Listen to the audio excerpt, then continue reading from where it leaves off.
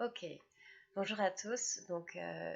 Une vidéo sur Lyme, mais en fait, euh, un gros coup de gueule. Un gros coup de gueule par rapport à l'état de connaissance de la médecine actuelle. Les bases sur lesquelles repose la médecine, parce que Lyme, ça permet de voir en fait ô combien il y a un gros trou dans la raquette. Et c'est vraiment pas, finalement, c'est juste une porte d'entrée pour voir ô combien il y a un énorme trou dans la raquette, mais pour tout, et notamment pour tout ce qui est maladie chronique. Alors, bien sûr, la médecine actuelle, elle a plein de vertus. Il ne s'agit pas de jeter le bébé avec l'eau du bain. Pour les situations d'urgence, c'est extraordinaire. Pour les situations où les gens sont en situation de mourir, il y a beaucoup de cas où la médecine arrive à renverser et remettre les gens dans le processus de vie. Tant mieux. Même s'il faut utiliser des armes lourdes pour ça, c'est génial. On est capable de transplanter des cœurs. Enfin bon, bref, il y a plein de choses merveilleuses. Par contre, il y a quelque chose sur lequel on ne peut plus composer avec, c'est que la médecine ne repose pas sur de bonnes bases. Euh, Ce que je dis, évidemment, c'est juste des informations que j'ai glanées et étant très malade, j'ai pu expérimenter, comprendre, chercher, mais surtout voir les choses que j'expérimentais, les choses que j'apprenais, j'ai pu les expérimenter sur moi et voir si ça me faisait du bien ou pas. Et le corps, il dit bah oui, ça aide ou non, c'est pas aidant. Et, euh, et du coup, c'est des informations qui sont peut-être importantes si vous avez des maladies chroniques, quelles qu'elles soient, hein, qui peuvent être pas bénignes, mais on va dire à la marge dans votre vie, si vous avez de l'eczéma, des maux de tête, des choses récurrentes qui vous handicapent dans la vie, mais qui vous permettent pas d'avancer, qui vous empêchent pas de continuer. En fait, on le sait, c'est ce que je vais annoncer, bon, on le sait, hein, mais on n'en tire pas les conséquences. Et les institutions, les chercheurs, les médecins n'en tirent pas les conséquences non plus. Et là, c'est vraiment. Enfin, on n'en tire pas. Euh, En gros, jusqu'ici, on n'en tirait pas les conséquences. Et là, je veux juste rajouter une petite pierre pour dire, mais revoyons la base. La base, c'est quoi? C'est que notre médecine ne repose pas sur un bon modèle, dans le sens où il n'y a aucune théorie de la santé. On ne sait pas ce que c'est qu'être en santé, qu'est-ce qu'un corps en santé, il n'y a aucune théorie là-dessus. On est sur une médecine du symptôme, c'est-à-dire si tu as un symptôme, je peux te donner ça pour généralement non pas éviter le symptôme, mais étouffer le symptôme ou éviter la douleur du symptôme. Ce qui est vraiment problématique. Alors, d'un point de vue énergétique, on comprend que les symptômes, c'est des messages, donc ils sont peut-être pas étouffés, même si, bien évidemment, quand on a des grosses douleurs, faut les... Enfin, il ne s'agit pas forcément de les vivre, si on peut les éviter, tant mieux, enfin, la rage dedans, si on peut s'éviter la douleur, bien évidemment. C'est qu'il y a quelque chose de plus profond à aller voir derrière, quelque chose de plus profond organiquement, et bien sûr, quand on est malade, c'est aussi un message de l'âme qui nous interpelle sur va voir telle chose, etc. Du point de vue de la médecine, on s'arrête aux symptômes. Et du coup, c'est là où ça devient très problématique, puisque le corps envoie des messages de dysfonctionnement qui, à chaque fois, sont étouffés. Alors, pour les limer, c'est un peu particulier, parce que nous, on a plein de symptômes et ils ne sont pas du tout pris au sérieux. Et ils mériteraient. Et nos symptômes sont tellement forts, en fait, on est tellement handicapé, malade, empoisonné, que comme ça correspond pas à la théorie des médecins, c'est pas entendu, alors que vraiment c'est incroyable. Alors je le pose dans cette vidéo, je pense que j'ai Lyme depuis plus de 15 ans. Et ça fait plus de 10 ans que je vis constamment avec une gueule de bois. Et à chaque fois, on m'a dit c'est du stress. Et il y a 5 ans, j'ai compris que j'avais Lyme. Donc, à un moment où mon état était juste très... Il n'y avait plus rien à faire. Non, c'est pas vrai du tout. Mais mon corps s'est écroulé et depuis 5 ans, pour moi, c'est très compliqué, par exemple, de passer une journée debout, de lire, de voir un film, Bon, bref. Donc, c'est ça que je veux dire. Et peu importe la maladie, c'est-à-dire que le corps, on a quelqu'un, en l'occurrence, c'est moi, mais on est plein, et de Limay et autres, qui vit une situation d'empoisonnement extrême. C'est-à-dire que tout le corps est gorgé de toxines, c'est pour ça que c'est si difficile pour nous de récupérer, au-delà de la bactérie. Et, euh, et les médecins ne voient rien. Donc, au-delà de les médecins, le corps médical, on fait des tests, on dit vous allez parfaitement bien. Et non, on a un tel niveau d'intoxication que tout marche au ralenti, c'est-à-dire tous nos organes marchent au ralenti, voire, enfin, vraiment, c'est. En tout cas, pour moi, ça a été. C'est même pas le SMIC du fonctionnement, c'est juste collapse, quoi. Donc nos organes, donc c'est nos foies, nos reins, notre estomac, notre côlon, enfin imaginez ce que ça peut donner. C'est notre cerveau, c'est tout le système, tous les nerfs par exemple, on est beaucoup à avoir des problèmes de mobilité, on n'arrive pas à marcher, on a besoin d'une canne et les médecins nous disent non mais vous allez bien, c'est dans votre tête. Ouais, c'est vraiment, enfin voilà, c'est vraiment problématique. C'est vraiment problématique qu'ils ne le voient pas parce que ça veut dire que s'ils voient pas ça, bah, ils voient enfin, ils voient pas grand chose à part à la fin, enfin, quand c'est juste urgent de chez urgent, quoi. Euh, pour aller voir au niveau des bases de la santé, c'est bien d'aller voir au niveau de la naturopathie. La naturopathie, finalement, qu'est-ce qu'elle fait? Elle fait que glaner les savoirs ancestraux, aussi tout ce qui est, tout ce qui est médecine énergétique, tout ce qui est médecine traditionnelle chinoise, tout ce qui est ayurvédique, le côté indien, parce que eux, ils comprennent ce que c'est que la santé. Et la santé, c'est hyper simple. Et c'est bien de. Je crois que c'est la vidéo d'un naturopathe qui s'appelle Robert Morse qui explique ça. Alors, je le suis pas forcément sur tout, mais en tout cas, cette base d'explication, elle est hyper intéressante. Il s'agit de nous voir, alors pas uniquement comme ça, mais prendre la métaphore pour un moment pour comprendre ce que c'est que la santé. Notre corps, c'est un véhicule, donc il s'agit de se voir l'espace d'un instant comme une voiture. On ne peut pas s'arrêter à là, on est d'accord, mais de prendre ce biais-là, cette métaphore-là, elle est hyper intéressante. Pour que votre voiture, elle fonctionne bien, il faut quoi? Il faut des bons apports pour la faire tourner et pour faire tourner le moteur. Et il faut une possibilité d'évacuation pour ça. Et donc la santé, c'est un moteur qui marche bien et c'est un moteur qui n'est pas encrassé. Sachant que notre moteur, c'est le ventre. La santé, c'est le ventre, c'est tous nos organes digestifs. Sachant que la santé physique, c'est le ventre, mais la santé morale, c'est le ventre aussi. Le ventre, ce premier cerveau, ça y est, on a tous capté ça, on a tous eu l'info, et on est tous ouverts à cette idée-là, et on le voit bien. Par contre, dans nos universités, la formation des médecins n'a pas encore intégré ça. En tout cas, j'ai pas en tout cas, il y a un vrai, enfin, il y a un vrai boulot à faire là-dessus, c'est ça que je veux dire.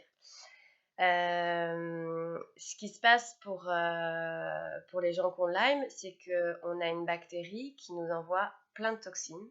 Donc du coup, le ventre, tous nos organes sont surchargés au niveau des toxines.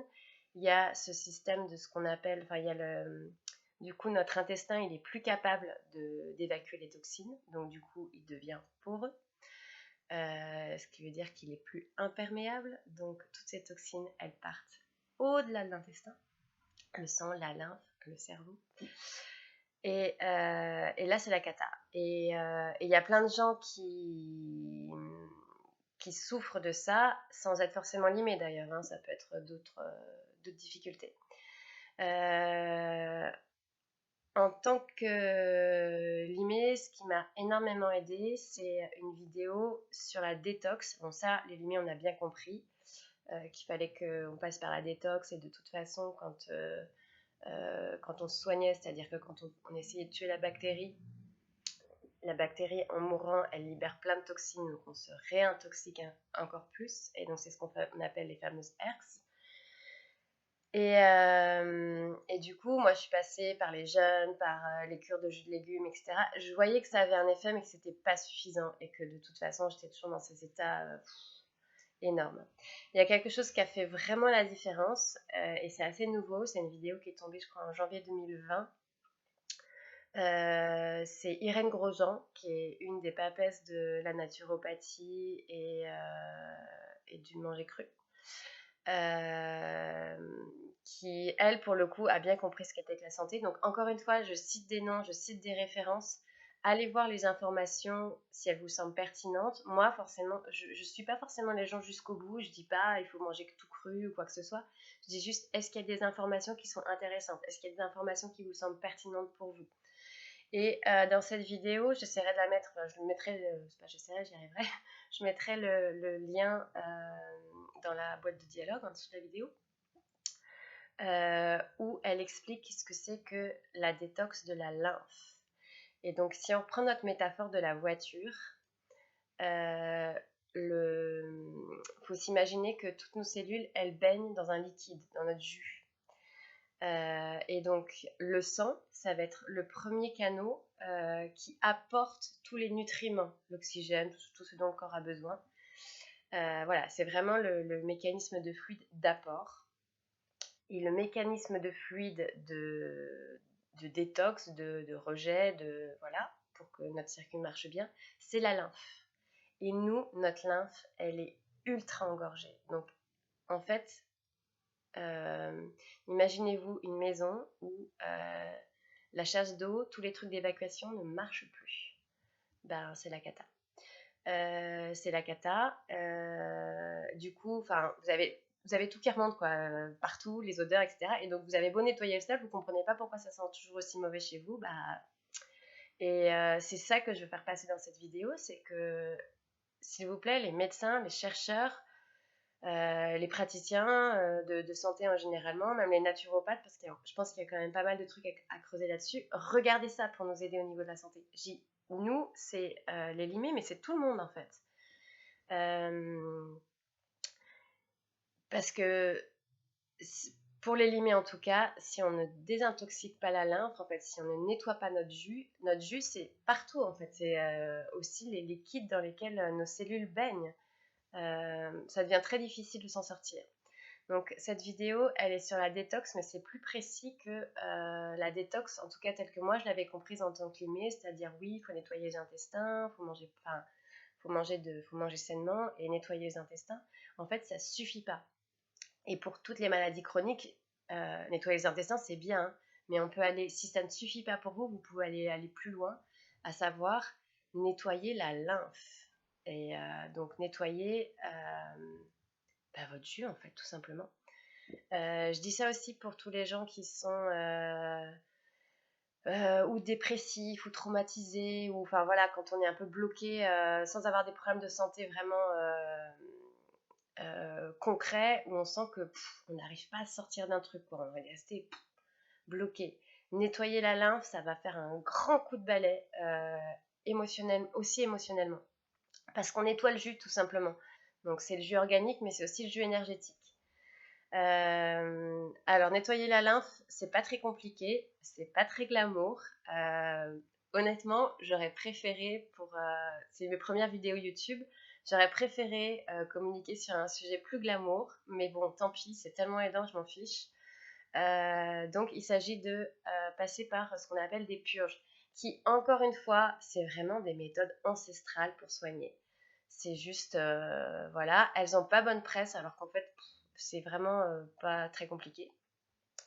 Et donc, je vais pas rentrer dans les détails, je vais vous remettre en lien la vidéo. Et puis voilà, je vais vous remettre en lien la vidéo puisque je vais laisser ça à ceux qui connaissent bien l'explication. Mais en gros, il y a 2 entrées pour nettoyer la lymphe.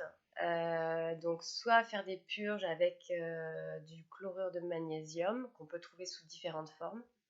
Donc il s'agit de jeûner à l'eau. C'est très important à ce moment-là de boire de l'eau, même du bouillon, pour enlever tout ce qui est acide urique. L'acide urique, c'est ce qui provoque la goutte, c'est ce qui provoque les douleurs articulaires, etc. Donc pareil, si vous avez des douleurs articulaires, si vous avez des maux de dos, ça peut être vraiment une très bonne entrée.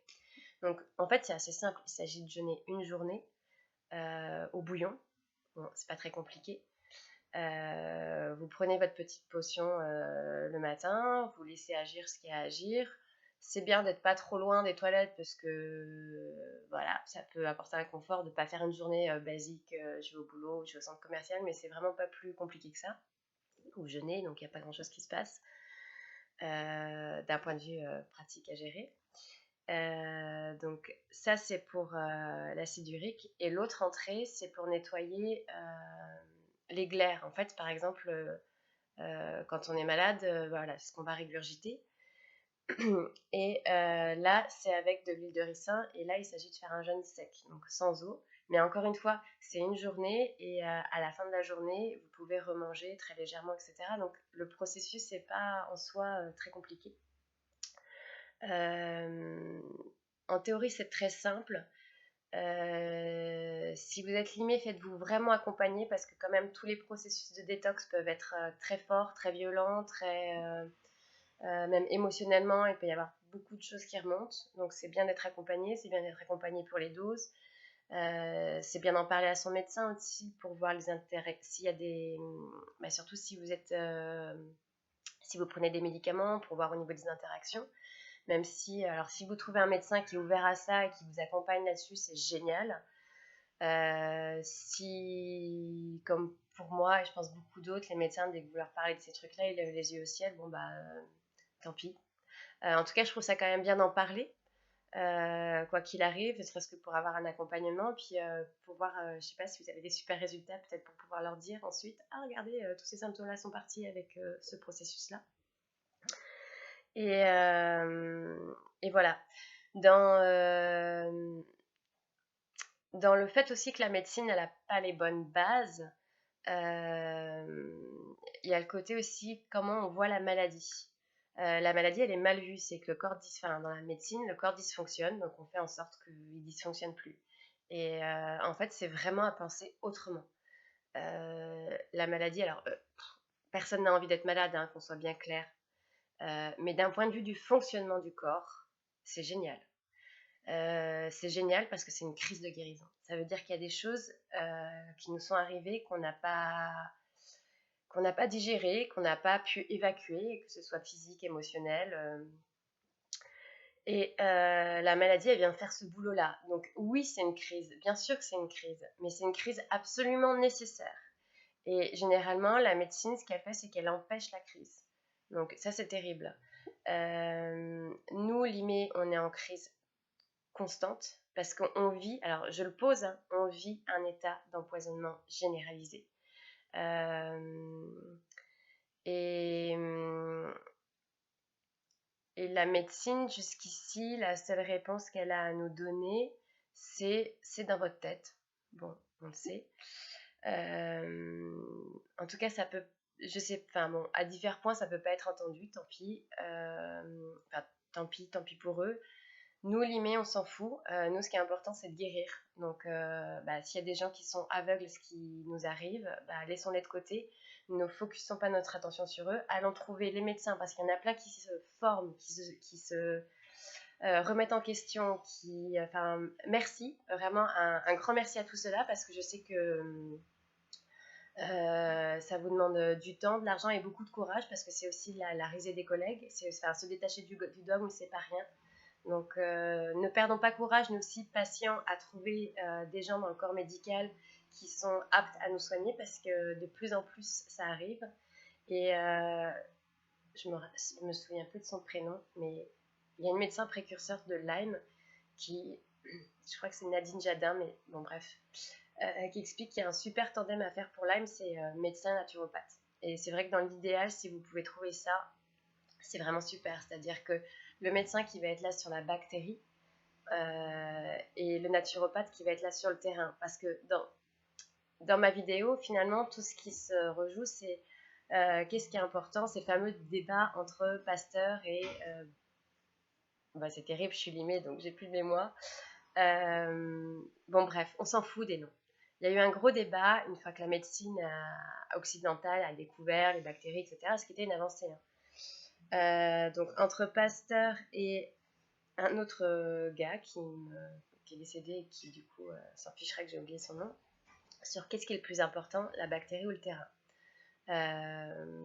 Moi, quand j'ai découvert cette information-là, ou ce débat-là, qui est le grand débat entre les naturopathes et les médecins, moi, j'ai envie de dire, on s'en fout, en fait.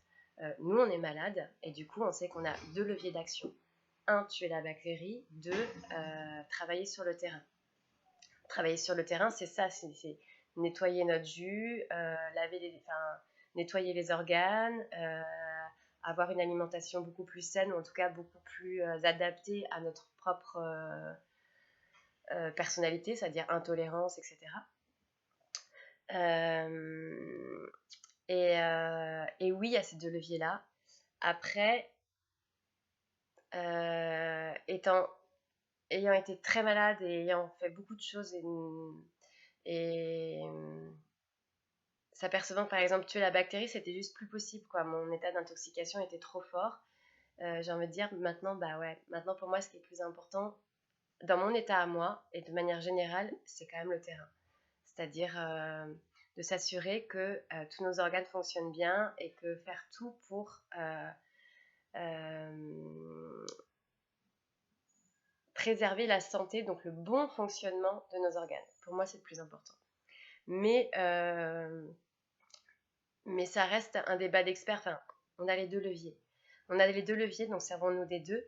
Et surtout, ouais, il y a quand même le primat à donner au terrain. Alors, le primat à donner au terrain, en tant que patient, bah, c'est beaucoup plus difficile. C'est vrai que c'est plus difficile de faire une purge, un jeûne, changer son alimentation que de prendre un médicament. Même si, attention, hein, on peut faire les deux. En tant que médecin, c'est pas très gratifiant. J'imagine. Je vois aussi, enfin, ouais, je vois aussi la tête des patients. Vous arrivez malade et on vous dit, ah, il faut que vous jeûniez, il faut que vous fassiez une purge. Bon, généralement, on va essayer de trouver des. Enfin, en tant que patient, on va être dégoûté, quoi. T'as pas de solution plus facile pour moi. Mais bah voilà, moi j'ai connu un état, et je le connais encore d'une certaine façon, un état beaucoup trop compliqué. J'ai expérimenté ça et je peux pas m'empêcher de dire que bah, c'est peut-être par là qu'il faut passer si vous avez des problèmes de santé qui ne se résolvent pas. Ce qu'on a tous en fait, un petit eczéma, machin, tout ça. Ben, je vais peut-être m'arrêter là pour cette vidéo. Un grand message d'espoir à tous les limés. Ok, je suis pas guérie, mais je reviens de très très loin. Un message d'espoir aussi par rapport à ou une demande ou un souhait pour le corps médical et la science. Aidez-nous limés, aidez-nous de manière limée et pas que limée en fait. C'est ok, on a des nouvelles infos et ok, je vais le prendre par un autre bout. J'ai arrêté de courir les médecins, etc. Et puis j'en ai trouvé un, donc maintenant j'ai plus besoin de courir partout comme j'ai pu le faire. Mais pendant un an, je l'ai fait, j'ai vu 33 médecins, j'ai été hospitalisée 2 fois. Et à chaque fois, je me suis fait jeter, mais méchamment. Mais vraiment, ah oui, ça aussi, je voulais le dire. Et c'est plus qu'une errance médicale, c'est une violence médicale à un moment où mon corps était dans un état catastrophique. Je ne pouvais plus marcher, plus penser, plus tenir debout. Donc ça a été une expérience extrêmement violente.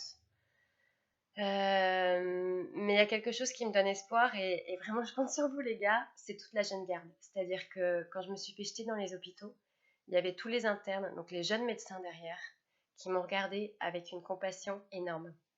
Et merci. Il y a quelques très jeunes médecins que j'ai été voir grâce à des associations de patients où on se refile les numéros de médecins qui acceptent, comprennent, qui acceptent de nous soigner. Et j'ai trouvé finalement cette ouverture d'esprit chez les jeunes médecins qui acceptaient de se dire que, ok, peut-être je comprends pas tout, peut-être je comprends pas ce qu'est cette personne, mais elle a un truc, il faut chercher. C'est ça que j'ai vu. Elle faut chercher et elle n'est pas à rejeter. Parce que c'est vraiment ce qui s'est passé pour moi. C'est-à-dire, vous rentrez pas dans mes cases, donc je vous rejette. Je vous rejette ou je vous dénigre ou machin. Voilà, si la jeune garde peut continuer à garder l'esprit ouvert pour réintégrer toutes ces nouvelles infos à sa manière, en tout cas faire avancer la science et la médecine, allez-y les gars, merci, ce serait vraiment génial pour toute l'humanité. Ça va vous demander un courage de dingue parce que évidemment, tout ce qui est derrière, c'est les lobbies pharmaceutiques, parce que c'est des savoirs c'est pas des trucs qu'on savait pas, hein. C'est les théories sur la santé, elles ont toujours été là, c'est juste qu'elles ont été évincées puisque visiblement il y a des gens qui avaient intérêt à que ça se passe autrement, vendre des médicaments, enfin j'en sais rien, mais c'est plus que une ouverture intellectuelle qu'il faut avoir, c'est un vrai courage au niveau des chercheurs et au niveau des médecins d'aller au-delà du dogme. Et le dogme, il est ancré par des lobbies, je pense très clairement. Par exemple, pour la recherche, on a des chercheurs géniaux en France, et partout dans le monde. On a vraiment plein de gens qui sont passionnés par ça, qui, euh, qui mettent toute leur vie. Par contre, on a des recherches qui sont pilotées par les États. Ça veut dire que les États disent aux chercheurs, là tu vas chercher, là non, non, non, non. Là, mémoire de l'eau, homéopathie, jeûne, vaccination, il y a plein de trucs. C'est juste, non, on ne te donne pas les crédits. Si tu persistes, ben, on va te faire des misères. Donc du coup, on a une recherche qui est orientée. Donc ce qui recherche, c'est super, hein, mais il y a tous les... ça n'empêche pas tous les points aveugles puisqu'on nous interdit d'aller sur ces points aveugles-là. Ça me permettra peut-être de faire d'autres vidéos sur l'autisme, sur la psychiatrie. Euh, euh, bon, vous verrez sur les autres vidéos, mais il y a, en fait, une fois qu'on a compris ça, on comprend plein de trucs. Et, euh, et voilà. Donc, bah, courage aux patients, courage aux chercheurs, courage à l'entourage. C'est pas facile aussi en fait, c'est facile pour personne. Donc, courage, espoir, joie, et voilà. Ben, je sais pas où vous en êtes, mais bah, bonne continuation à tous et courage. Ciao.